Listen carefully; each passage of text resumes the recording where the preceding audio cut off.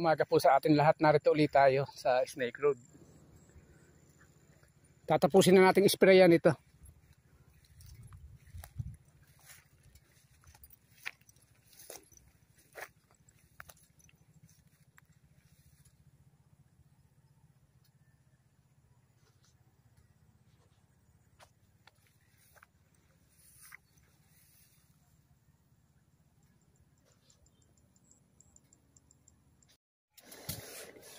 Meron tayong tira na yung Yield Master Foliar Fertilizer, yung 15-15-30. Mga dalawang karga lang uubusin natin dito. Kasi nung nakaraan pa yun. Bukan natin dito. Gigiliran lang natin.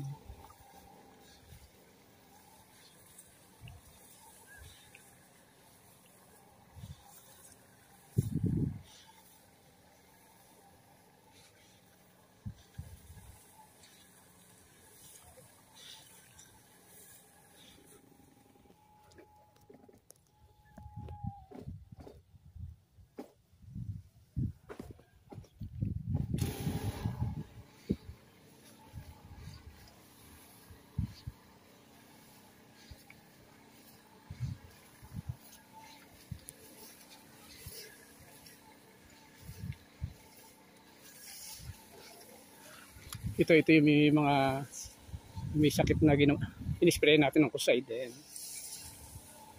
Pero parang na-control naman sila, kaya lang yung dati ganun pa rin. Hindi nga lang sila dumami na.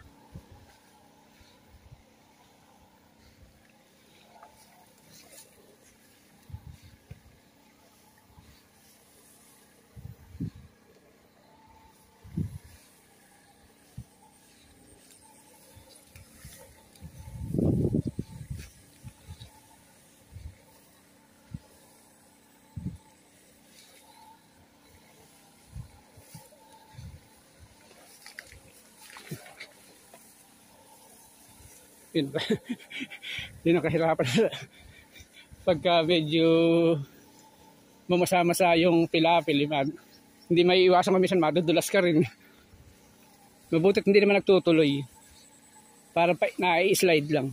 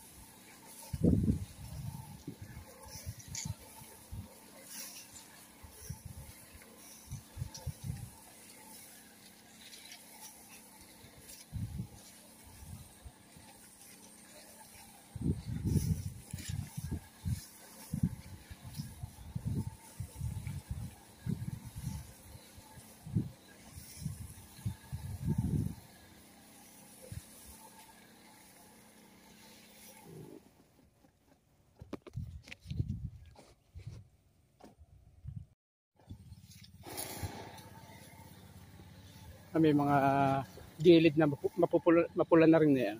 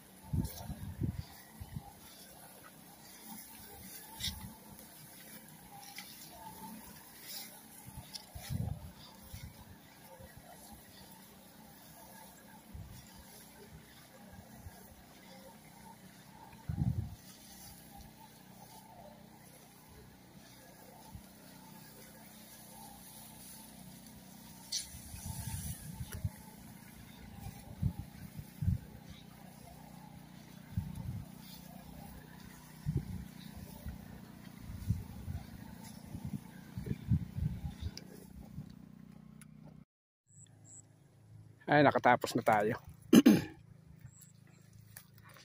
Bali, naka-anim na karga rin tayo ngayon, pati yung pulyar.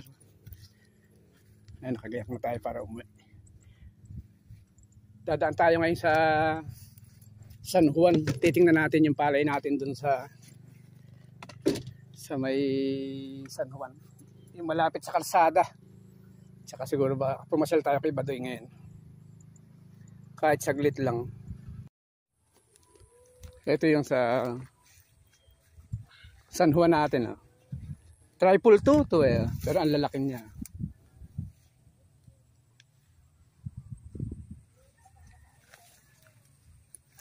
Maganda yung katabi natin. Mapula na.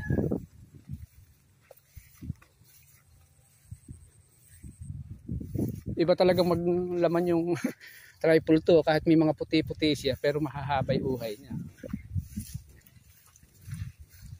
Halos mamula-mula na.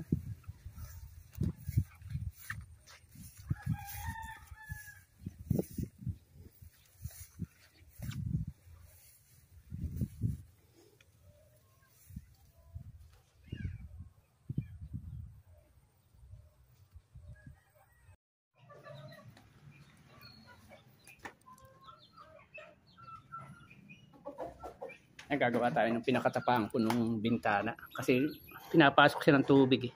Ito gagamitin natin yan. Ito yung pagkukunan natin. Ito yung mga gagamitin natin. Yung mga stud na yan. Ayan yung gagawin natin yan.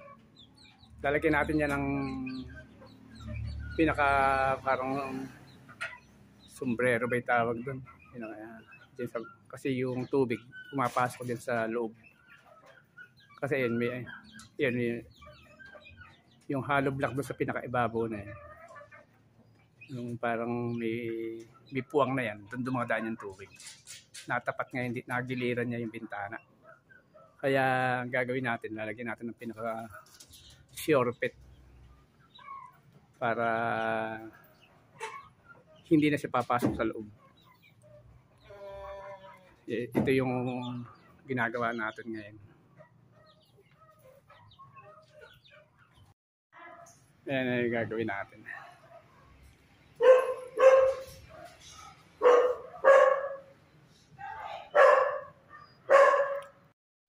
Kaya na nakakasan na yung holder niya.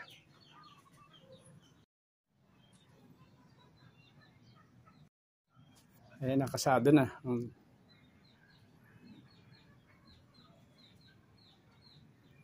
Yero na lang.